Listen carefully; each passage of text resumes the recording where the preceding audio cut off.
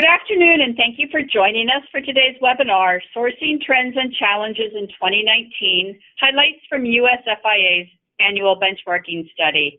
I'm Julie Hughes, President of the United States Fashion Industry Association. USFIA represents brands, retailers, importers, and wholesalers based in the U.S. and doing business globally. Last month, USFIA released the 2019 Fashion Industry Benchmarking Study, providing insights from sourcing executives about trade policy, sourcing costs, and the 5-year outlook for the industry. With us today, we're very pleased to welcome the study author, Dr. Sheng Liu, Associate Professor in the University of Delaware's Department of Fashion and Apparel Studies, and he's joined by USFIA board member Stephanie Rota, Senior Director of Global Sourcing and Operations at Urban Inc. In today's webinar, they'll be discussing the study results, including some of the key trends and how they impact your business. We also will have time for questions at the end of the presentation. Now I'm going to turn it over to Molly McNulty, Communications Director at USFIA. Molly will be moderating the webinar and field your questions and go through the question process right now. So thanks again. Great, thanks, Julie. And in case you're not a regular on USFIA webinars, I'm going to run through the process to ask questions. You can ask your questions at any time during the live program by simply clicking on the question header on your webinar control panel, type your text into the box, and hit send. And our presenters will address as many questions as possible at the end of the webinar. And if for some reason we experience a technical difficulty and lose audio, please refer to the chat box for further instructions. As a reminder, all registered participants will receive an email later today with a copy of the slide deck in the study and a recording of today's session. So without further delay, I'll give the floor to Sheng. Sure. Thank you for joining us this afternoon. It's my great pleasure working with the U.S. Fashion Industry Association on the 6th Annual Benchmarking Study. And once again, thank you so much to all the companies that participated in this study. Your inputs make this report possible. We also very much hope that this benchmarking study can serve as a valuable source of information and insights about the U.S. fashion industry, fashion companies' sourcing practices, and their viewpoints on trade policy. This year's study is based on a survey of nearly 40 executives at leading U.S. fashion companies from April to May. And around 71% of respondents report having more than 1,000 employees, including around 50% with 5,000 employees. So you can see these are really very influential players. And these respondents represent various business types in the fashion industry, including retailers, fashion brands, importers, wholesalers, manufacturers, and sourcing agents. The full report is available from USFIA's website, and today I'd like to highlight some of the most important and interesting findings in this study. And also I'm very glad that Stephanie from Urban can join me to share her additional thoughts and comments on the study. Next slide, please. First, about the overall business environment. Like in the past, we asked respondents to identify 5 top challenges facing their business in 2019. And this year, increasing production and sourcing costs ranks the top concern to companies, followed by protectionist trade policy agenda in the U.S. and managing supply chain risks. And I would say, all of these 3 top challenges are closely related to the ongoing trade tensions, especially the U.S.-China tariff war. And let me explain more. Next slide, please. For example, cost pressure. This time, as many as 85% of respondents say their production or sourcing costs will increase in 2019. And in the past, the leading cost factors are always wage level and raw material price. However, this year, very interesting, the top driver of the cost increase is shipping and logistics. And actually, as many as 94% of respondents expect their shipping and logistics costs to go up this year, including 20% that expect a significant increase. And this is a very unusual result, but not too surprising. Okay, think about it. As companies are trying to mitigate the impact of tariffs and trade tensions, like changing shipping, like changing their suppliers, they have to pay extra to move their products around. And also, 63% of respondents explicitly say, Section 301 increased my company's sourcing cost. And as I just explained, the price impact of Section 301 is not just about the tariff. Okay, next slide. And affected by the tariff war, respondents overall also become more conservative about the next 5 years. And as you can see from the graph, those feel optimistic and dropped from 84% last year to 64% in 2019. Instead, more respondents feel neutral. Despite that, and I would say the confidence in the U.S. fashion industry is still there. For example, like was shown on the graph, only 10% of respondents actually feel pessimistic about the next 5 years. Okay, next slide. The job market actually is pretty good, reflecting the overall trend in the U.S. economy. 96% of respondents say they plan to hire more employees in the next 5 years. And specifically, respondents say they're most likely to increase hiring for market analyst, sustainability or compliance-related specialist, brand specialist, sourcing specialist, and supply chain specialist. In comparison, companies are least likely to hire sewing machine operators and general management administrators. And I think this result once again indicates the changing nature of our fashion industry. Surely fashion is not a low-skilled or labor-intensive industry in the U.S. anymore. Instead, these days you can hear a lot of discussion about how data, technology, and supply chain is affecting the business operation in this sector. Okay, so I will stop here for a moment and let Stephanie to share her comments about the survey findings and maybe some additional observations about the outlook of the U.S. fashion industry. Stephanie. Thanks, Sheng. The thing that strikes me most is the shift into a neutral outlook for the next 5 years rather than stating increased pessimism. And it makes me curious what that neutrality suggests. I'm curious does it mean they just don't know? Or does it mean they, for whatever reason, are not prepared or don't feel like they have the flexibility to move their sourcing base as may be needed to mitigate any risk out of China, and therefore are less willing to say they're pessimistic about it, but feel stuck, maybe? Is that pocket of the sourcing community, are they the ones who might actually be hurt the most? Because I don't think the right point of view right now is to feel like the impact may be neutral, if you follow me.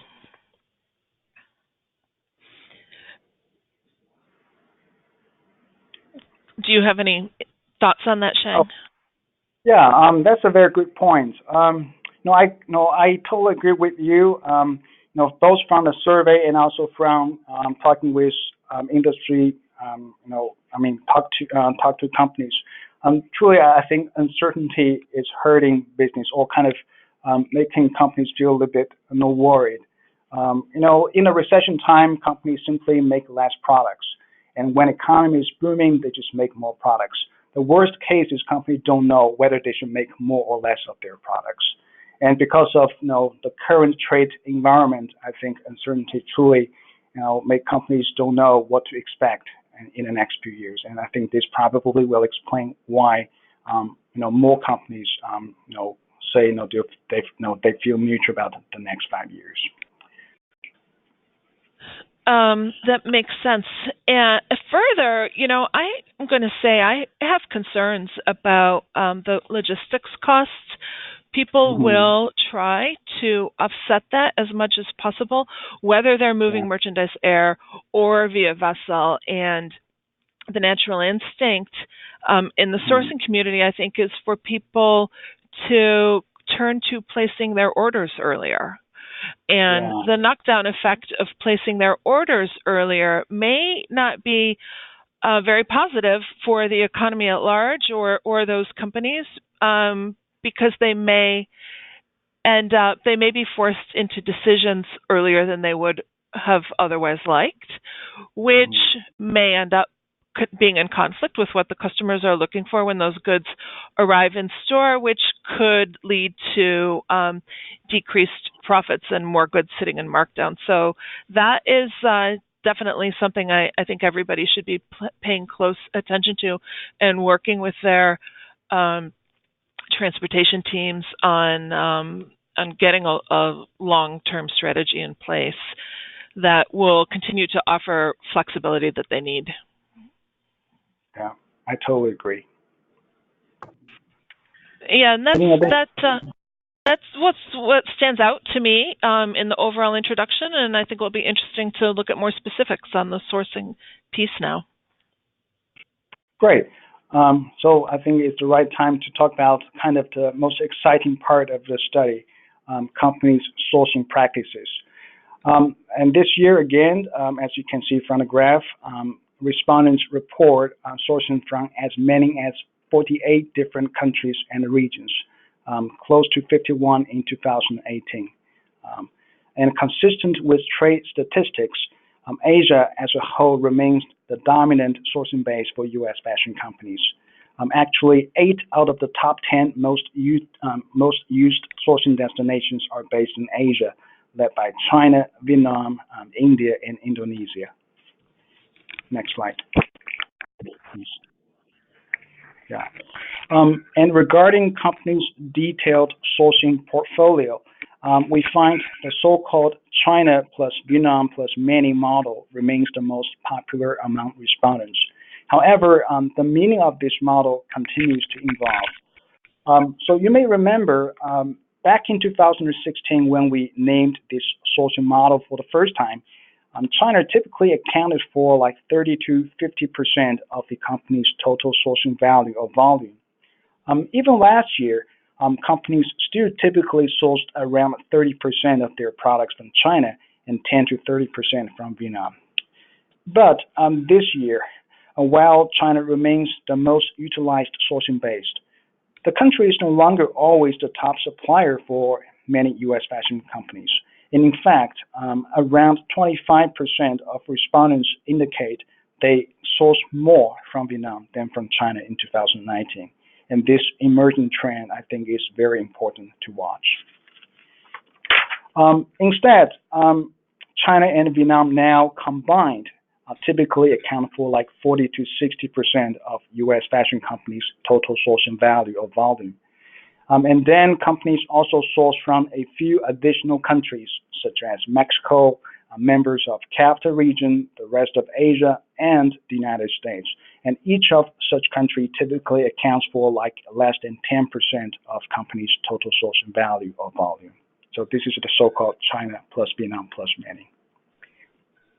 Next slide, please. Okay. Now let's move on to a very hot topic, the impact of the U.S.-China tariff war on sourcing. And here I'd like to share some thoughts from companies' perspective.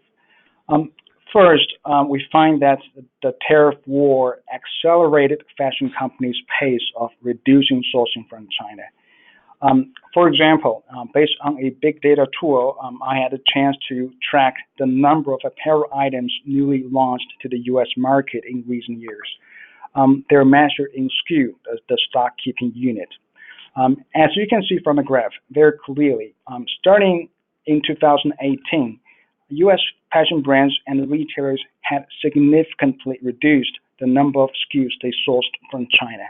So the job here is not the total quantity of apparel, but the variety of apparel companies source from China. Okay, and in comparison, the number of SKUs companies source from the rest of the world was more stable over the same period. Next slide, please. Likewise, this is from our benchmarking study. It also shows that even before the tariff war, U.S. fashion brands and retailers have started reducing their exposure to China. However, the trade tension accelerated this process. As you can see from the graph, this year, 83% of respondents plan to reduce sourcing from China in the next 2 years. And this is a new record high since 2014. Next slide, please. Second, the tariff war is pushing up the price of U.S. apparel imports across the board. For example, here on the slides, I show the data from the Office of Textiles and Apparel from the Commerce Department. It shows that the unit price of U.S. apparel imports this June was 2.5% higher than last year. Maybe you think, 2.5% is not a big deal, but I can give you the context. Even if we do not consider the factor of inflation, the unit price of U.S. apparel imports has been dropping in the past 20 years. The unit price in 2017 actually was 15.5% lower than in 2000. Or putting it this way, for the first time in many years, we see the price of U.S. apparel imports start to go up, and this is because of the tariff war, I think. And the price increase from a few sourcing destinations is particularly fast this year, including Vietnam, Indonesia, India, and Bangladesh. Why? Think about it. Everyone wants to move their sourcing orders to these places. And because of the limited production capacity there, understandably, the price go up. Next slide, please. Third, we find that the tariff war is hurting both U.S. fashion companies and U.S. consumers. On the slide, you can see some of the comments from our respondents. The key messages are, the tariff war means increasing financial cost for companies. And retailers, in response, have to increase their selling price, and consumers will buy less because of that, and companies' profit margin will eventually drop. So, there's a no winner here because of the tariff war. Yeah, next slide, please.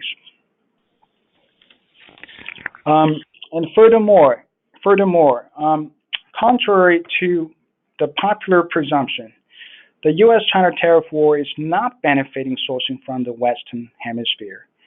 For example, trade data from OTEXTA once again shows that the CAFTA and the NAFTA region account for less market share in the U.S. apparel import market, both in 2018 versus in 2017, and in the first 5 months of 2019 versus the same period of last year. So the market share of sourcing from the Western Hemisphere actually is dropping, not increasing. Okay. This is a very interesting trend. And likewise, the tariff war is not boosting Made in USA either. In fact, some respondents say the tariff war hurts their U.S. production because the textile material imported from China is becoming more expensive. So once again, our fashion industry, we have to keep in mind our fashion industry is supply chain based in the 21st century. Next slide, please. Last but not least, despite the tariff war, respondents say they will continue sourcing from China. So companies are sourcing less from China, but they're not leaving China. Why is that? One critical factor, I think, is capacity. Actually, China still supplied 33% of U.S. apparel imports in 2018, measured in value, and maybe close to 40% in quantity. Okay, and the graph on the slides also shows that in terms of the variety of products a country can offer, China really has no near competitor. Really have no near competitor. And also, 50% of respondents say, their Chinese vendors lowered their price to keep sourcing orders. So more or less, I think this also helps. So overall, China will still be a popular sourcing destination. Next slide. Okay. And this year, we again asked respondents to rate each primary sourcing destination based on 4 most critical factors companies typically consider in deciding where to source. And just like how we rate hotels or restaurants, so in the figure, the numbers means the score each country received. 5 is the highest and 1 is the lowest. And I've further add some signs to make it easier to evaluate each country's competitiveness. So in the graph, the round green means strength, the yellow triangle means average performance, and the red diamond means weakness. So first, regarding speed to market, not surprisingly, the US, Mexico, and members of CAFTA outperform all Asian suppliers because of their geographic location. Respondents also say, the lead time is shorter when they source from China and Vietnam than from the rest of Asia, and I think this is largely because these 2 countries overall and their overall supply chain efficiency is higher. Second, regarding sourcing cost, respondents say made in Bangladesh is the most competitive, followed by Vietnam, India, and Indonesia. And the rest of Asia, the AGOA region, CAFTA, and NAFTA members are average. And in comparison, sourcing from the US and Europe will incur the highest cost. Okay. Third, regarding flexibility and agility, which means how quickly a vendor can adjust the shipping volume and product of the sourcing order upon request of their customers. China did it the best, based on its unparalleled production capacity and integrated production networks. And meanwhile, respondents see most sourcing destinations, they have close performance, except Bangladesh and AGOA members. Okay. And fourth, regarding the risk of compliance that is meeting the factory, social, and environmental standard, respondents say sourcing from the US and EU overall will incur the lowest risk. However, respondents still regard risk of compliance as a notable weakness of Bangladesh as a sourcing destination. And I think there are 2, overall, if you look at the whole rating, I think there are 2 important takeaways. One is no sourcing destination is perfect, which explains why companies use a variety, or a mix of sourcing destinations to balance factors like cost, speed, flexibility, and risk management. Second, overall, China, Vietnam, Mexico, and CAFTA regions are regarded as the most balanced sourcing destinations against all the 4 criteria. So, this, being a balanced sourcing destination, I think itself offers these countries and the regions some unique competitive advantages as preferred sourcing destinations. So this is also another reason why giving up China as a sourcing destination does not make sense at this point. Next slide, please. Okay, a few emerging sourcing trends to watch. First, we find that keeping a relatively diverse sourcing base will remain a key element of companies' sourcing strategy. Particularly, more than 80% of respondents this year, they plan to source from the same number of countries or even more countries over the next 2 years. But regarding the number of vendors companies will work with, respondents are divided. Next slide, please. To gain more insights into these numbers, so the numbers I showed in the previous slides. So this year we asked respondents to tell us, why they want to diversify or consolidate their sourcing base. The results suggest that it is more a choice of companies' respective business priority. So in general, those companies choose to diversify their sourcing base mainly want to reduce their dependence on sourcing from China, especially in today's shadow of in the shadow of the current tariff war. Some of them also want to improve their speed to market and fulfill the market expansion needs. Okay, so this is about diversification. And in comparison, those companies choose to work with less factors. They mostly want to improve their operational efficiency and particularly to strengthen the relationship with their key vendors. Next slide, please. Okay. Vietnam. So Vietnam remains a rising star for apparel sourcing. And this year, the country is the second most utilized sourcing base among all respondents, with a 68% usage rate. And respondents also express a growing interest in sourcing more from the country in the next 2 years. However, it's important to note just around 7% of respondents plan to substantially increase sourcing from Vietnam over the next 2 years, which actually reflects the concerns about Vietnam's limited production capacity and the increasing cost of sourcing from the country. Next slide, please.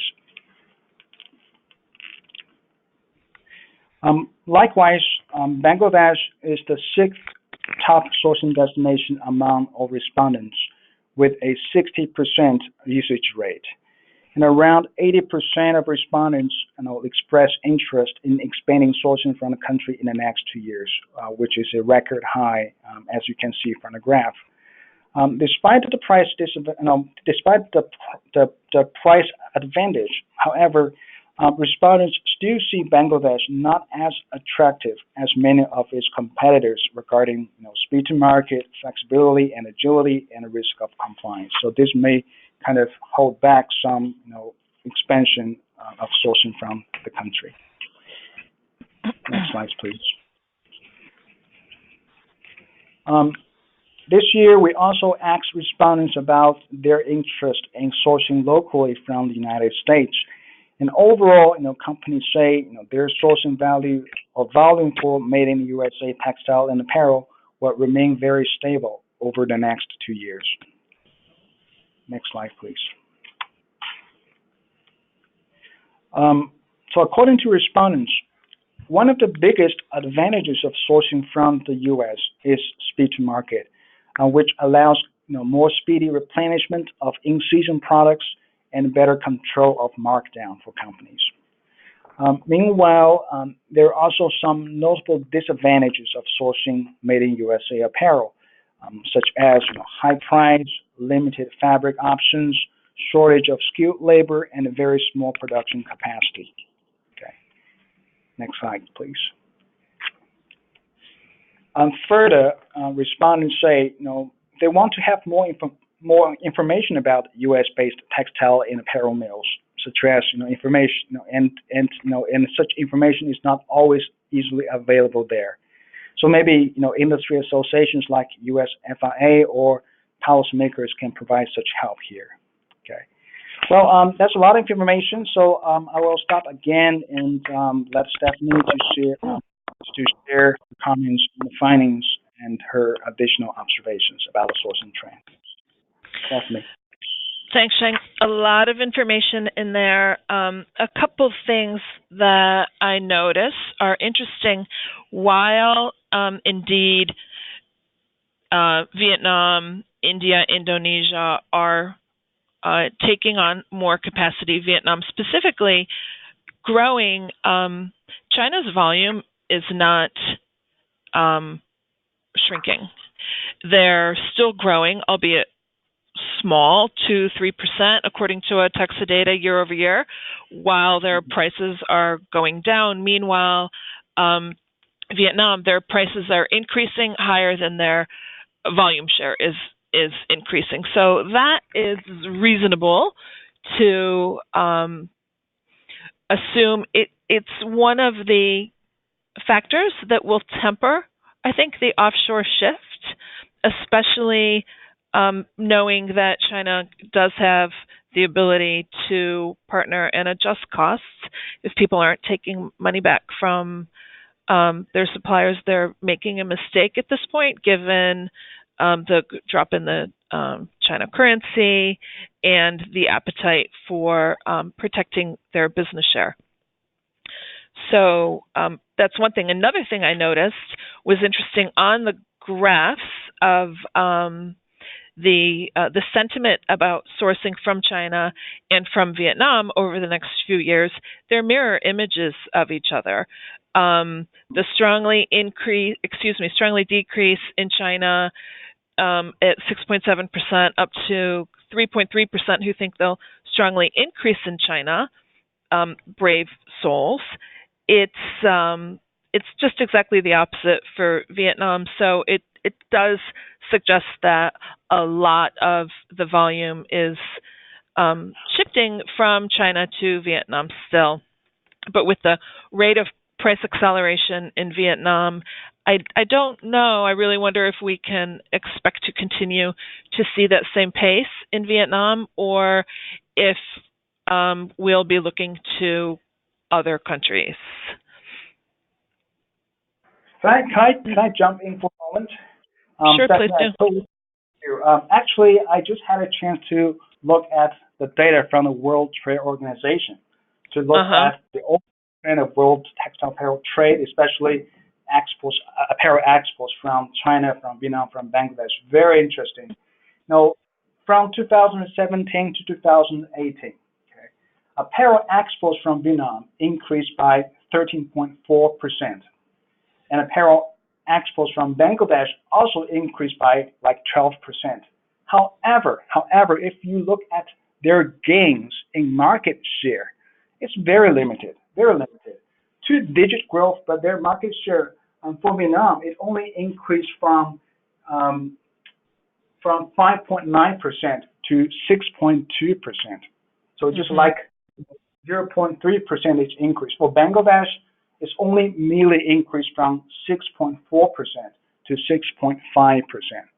And China's market share remains 31%. So for Vietnam, for Bangladesh, for these countries to fulfill China's market share, I think it takes time. Or maybe it's really impossible for any country to fulfill China's to fulfill China's role, or you have to have a bunch of countries all together to fill in the gap. Take it over. Yeah, that's right. Another thing that I think I would highlight is how reactionary we like to be in the sourcing communities. We, everybody's gotten faster. Everybody's gotten more nimble. So I think a lot of people are able to really look at near term and make some adjustments, which may be necessary. But we're also, because of China's willingness to let the currency fluctuate, I guess is how we'll say it, and suppliers' willingness to participate in cost reductions, Chinese suppliers specifically willing to participate in cost reductions, the near-term shift from China may not be as large as we might expect. However, we were talking, you and I, Sheng, it's not a healthy long-term strategy to assume that suppliers will always be able to support your cost in the same way.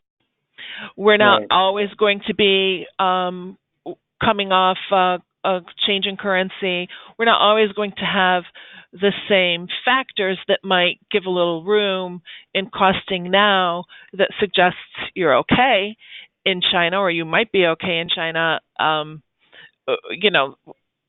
That story will get tired, and 6 months from now, there will not be the same price flexibility, I guess is what I'd like to call it. Right.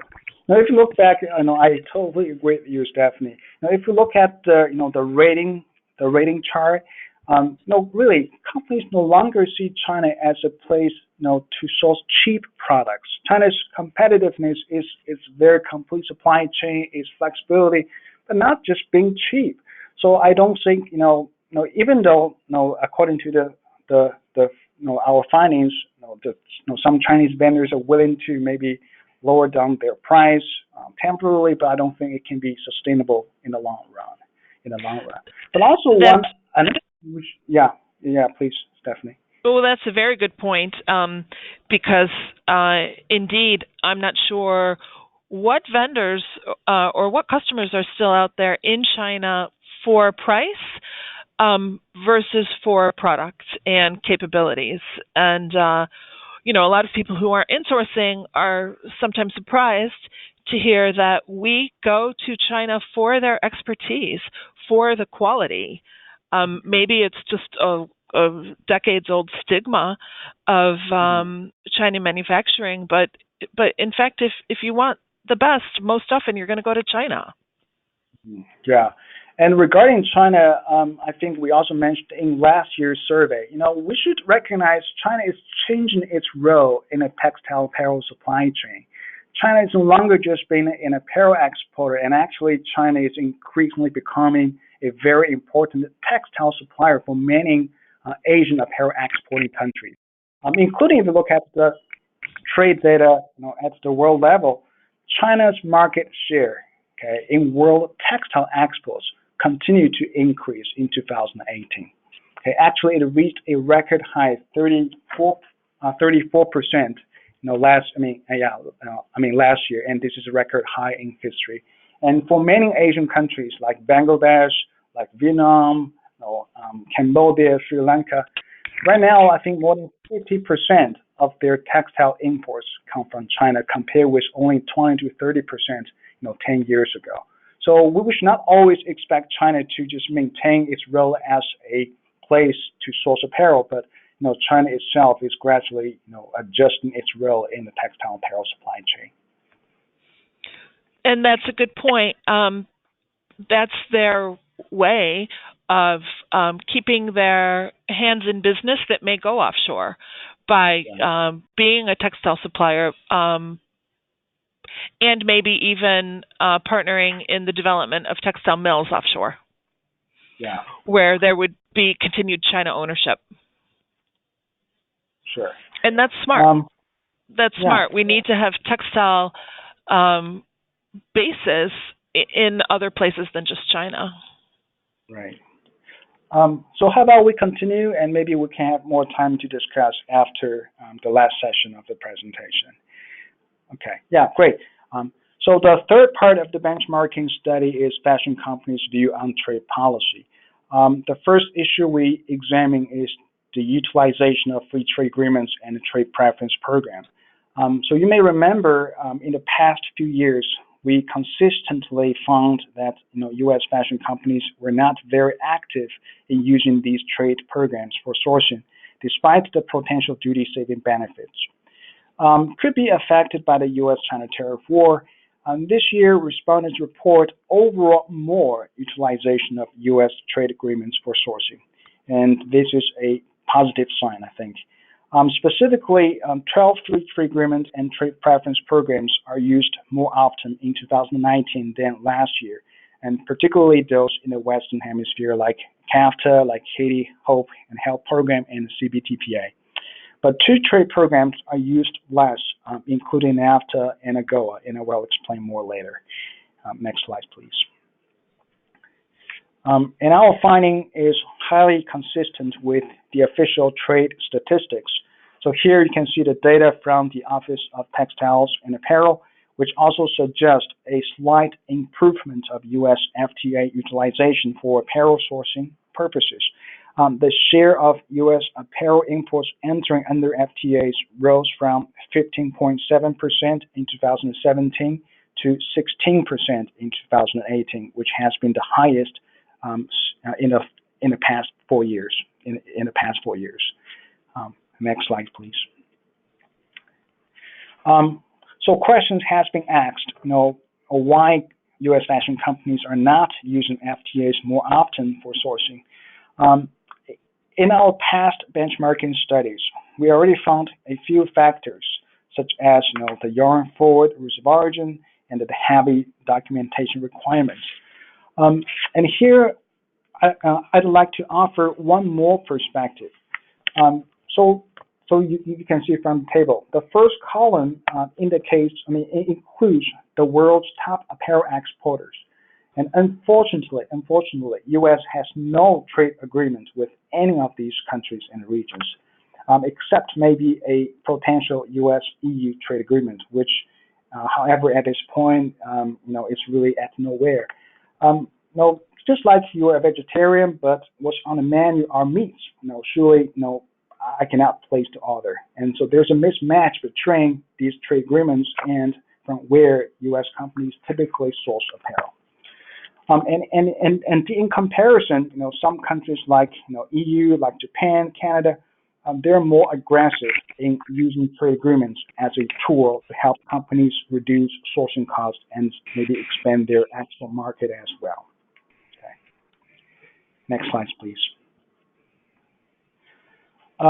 This year, we also asked respondents again about their usage of the exceptions to the yarn forward rules of origin in U.S. free trade agreements, because we learned, trade policymakers want to have more knowledge about, whether companies are using these exceptions and why companies use them. And consistent with what we found last year, the exceptions to the yarn forward rules are, overall very important to U.S. fashion companies. Nearly half of the respondents say they currently use these mechanisms for sourcing. Specifically, tariff preference level TPL is used most often because it is relatively easy to use, followed by short supply list and accumulation. Respondents also say they use these exceptions mostly when importing under NAFTA and the CAFTA. Next slide, please. Respondents also say, these exceptions to the yarn forward rule provide important flexibility that make them more likely to use free trade agreement and source from FTA region. For example, respondents say, they use the tariff preference level because the products contain certain textile products such as yarn and fabrics that are not made in FTA region, and these textile inputs are not on the short supply list either. Meanwhile, respondents say, one of the top barriers that prevent them from using these exceptions more often is limited knowledge about the rules. So they want more information and maybe more training on these topics. Okay. Next slide, please. Our respondents further share with us their concerns about some specific concern for each major exceptions. For example, for TPL, tariff preference level, and accumulation, around 20% say the documentation requirements are too complicated. While for short supply list, as many as 60% say the current list is too limited, so that it may not be enough for them to use them. Yeah, next slide, please. A few comments about the U.S.-Mexico-Canada Free Trade Agreement, USMCA, or NAFTA 2.0, and its potential impact on apparel sourcing. So first, as you can see from the graph, 65.5% of respondents say they support U.S. Congress to pass USMCA, and no respondents opposes this agreement. And in fact, in our 2018 survey, several companies say NAFTA is a very critical component of their sourcing strategy. Next slide, please. Second, companies currently sourcing from the NAFTA region are more likely to use USMCA and vice versa. So as you can see from the graph, about half of respondents currently sourcing from Mexico or Canada say they will also use USMCA immediately once the agreement takes into effect. But interesting enough, for companies currently not sourcing from the region, 0%, okay, say they will use USMCA immediately. And in fact, as many as 70% say they probably will never use USMCA. So putting it this way, from the numbers, it is hard to tell, really hard to tell whether USMCA will be able to expand North American textile and apparel production as policymakers hope. Next slide, please. Further, a good proportion of respondents admit, they do not understand the rule changes in USMCA for textile and apparel. Could be for the same reason when we ask respondents, do you think USMCA will make it easier or more difficult to source apparel compared with NAFTA? And actually, 90% of respondents do not have a view, and even, some even say it is okay for them to still deal with NAFTA. So these are very fresh and valuable first-hand feedback from companies. And I think the bottom line is do no harm to this Western Hemisphere supply chain. Next slide, please. Last but not least, this year we also asked respondents about their views on the African Growth and Opportunity Act and sourcing, how companies are sourcing from the region. However, to be very honest, I'm a little surprised by the results. As you can see from the table, compared with 2016, this year respondents over are less excited about sourcing from the AGOA region. For example, less respondents plan to source more from AGOA, and still very few U.S. companies plan to invest in the region directly. And some say, the temporary nature of AGOA could be, one very important factor why they're not sourcing more or investing more to the region. And we know, the current AGOA was renewed in 2015 for 10 years, meaning the agreement will expire in 2025.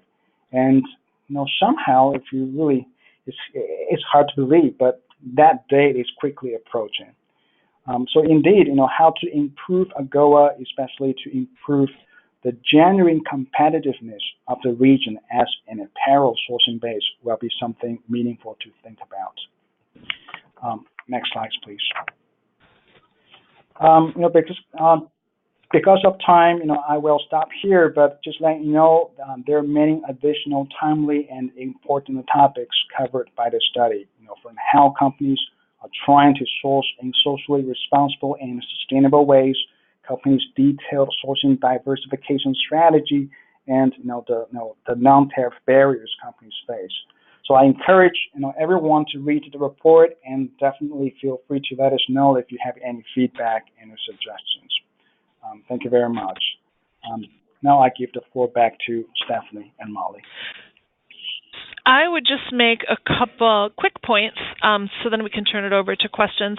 In terms of FTAs, they definitely pose some challenges for a lot of companies, but if you are a company that can plan out further in advance, that does basics, that maybe does high volume programs over time even, where you can, you have a minute to make sure that you have a stable supply chain that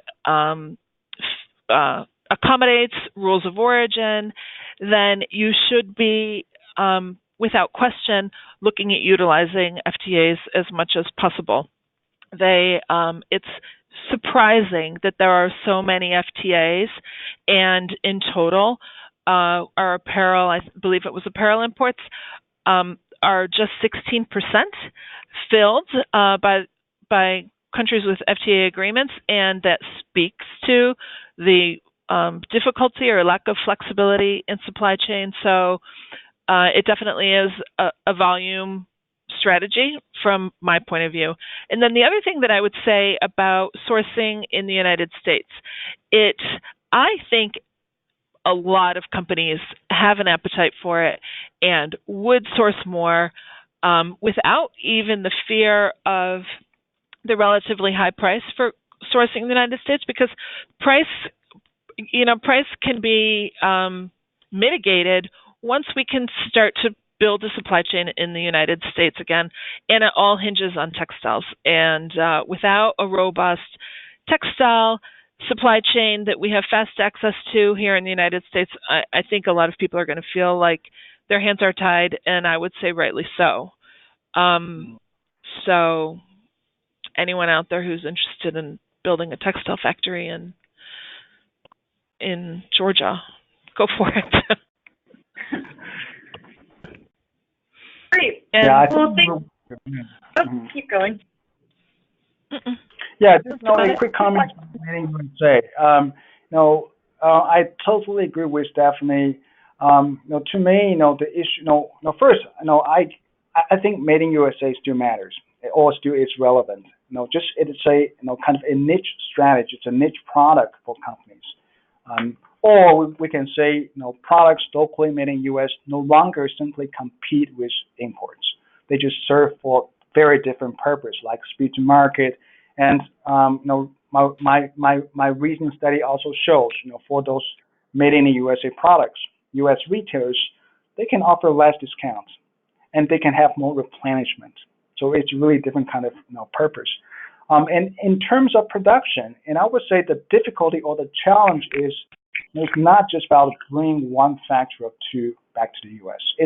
So we're talking about how to bring the supply chain back to the U.S. And this may create some challenges. But these days we have many new technologies which somehow are changing the way we make apparel. And I just remember last week when I was at Magic, there are many very fancy or very very impressive machines on display on the show floor.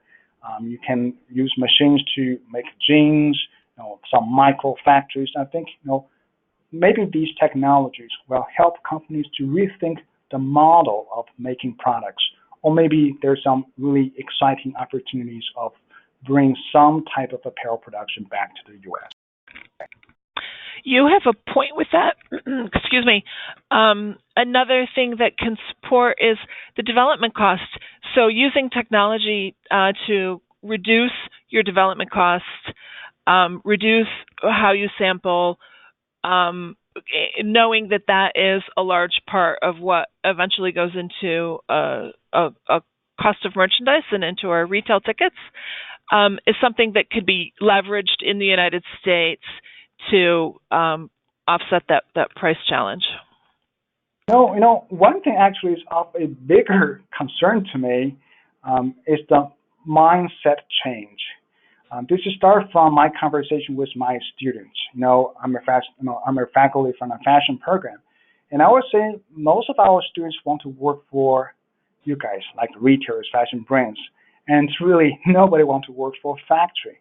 But think about it: if our fashion students, none of our fashion students want to work for a factory, where you come the workforce, right? You need somebody who is trained, who has the skill, who has the knowledge to run these machines. But currently we have to change the mindset to let students know working for a factory may also offer a very bright future. And this may be another kind of challenge facing the future of Made in USA. Shortage of talents. That's a great point. And as we use factories around the world for their design input, we would be doing a disservice to students to not expose them to the need in manufacturing for good design talent. That's another avenue that might exist in the United States for those kids in a world where we could get manufacturing going again in the U.S. Yeah. They wouldn't just have to design for a retailer. They could design for a manufacturer. Right. Exactly. Great. Yeah. Well, thanks so much, Sheng and Stephanie. We'll now turn the floor over to the audience for a few questions, and we encourage you to continue submitting questions using the dashboard. So for the first question, do you have any information as to why AGOA utilization has decreased drastically?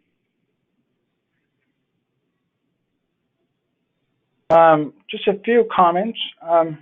It's not just AGOA it's not just the utilization of AGOA is used less, but companies somehow are less enthusiastic about sourcing more from the region. As we mentioned in the benchmarking study, respondents say, the temporary nature of AGOA is one big concern to them.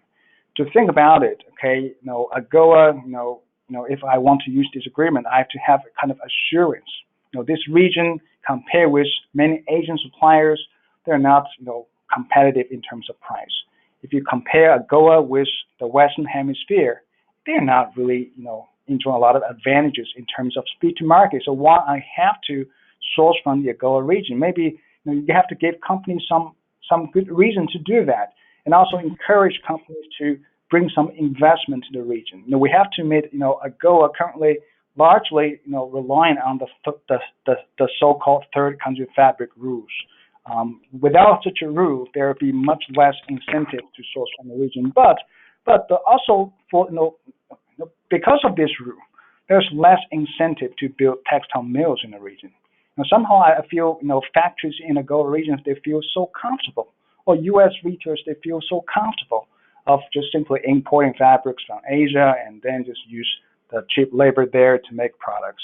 But AGOA region desperately need more investment to improve their textile or their infrastructure, but without an assurance, okay, my investment will have a foreseeable return. Like currently AGOA will expire in just 5 or 6 years, and usually will take 10 years to get the investment, to get the return of investment. And I think somehow this makes some companies hesitant to source more from the region. So one, I think it's about the competitiveness of sourcing from the region, but also I think it is some uncertainty created by the policy. Yeah. So these are my personal thoughts. Okay. So following up on that, while companies are nervous about AGOA, Ethiopia continues to attract a lot of new investment. Do you think that Ethiopia shows the opportunities available for other AGOA countries, or is Ethiopia an unusual situation because brands have made long-term commitments?